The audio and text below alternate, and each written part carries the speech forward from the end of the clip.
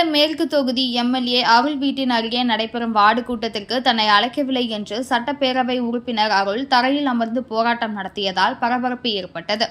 சேலம் மேற்கு சட்டப்பேரவை தொகுதிக்கு உட்பட்ட சேலம் மாநகராட்சி 15வது வார்டு கூட்டம் இன்று நடைபெற்றது. பாமக சட்டப்பேரவை உறுப்பினர் அருள் இல்லத்திற்கு அருகாமையிலேயே ஏற்பாடு செய்யப்பட்டிருந்த இந்த கூட்டத்திற்கு தன்னை அழைக்கவில்லை என்று கூட்டத்திற்கு சென்று கண்டனம் தெரிவித்தார்.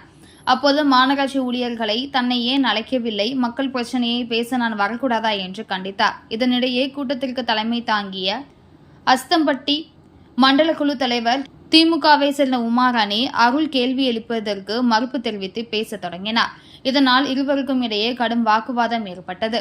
ஒரு கட்டத்தில் வாக்குவாதம் முற்றி போகவே அருள் தரையில் அமர்ந்து போராட்டம் நடத்தினார். மக்கள் பிரச்சனையை தீர்க்க அனைவரையும் அழைத்து பேசி தீர்வு காண வேண்டும் என்பது முதல்வரின் விருப்பம். ஆனால் முதலமைச்சரை அவமதிக்கும் நோக்கத்தோடு திமுகவினர் செயல்படுவதாக அருள் குற்றம் சாட்டவே, இது என்னடா வம்பாவே போய்விட்டது என்று சுதாரித்துக் கொண்ட உமாராணி தானும் அருளுடன் தரையில் அமர்ந்து குரல் எழுப்பினார். இதனால் கூட்டத்தில் சற்று நேரம் பரபரப்பு ஏற்பட்டது.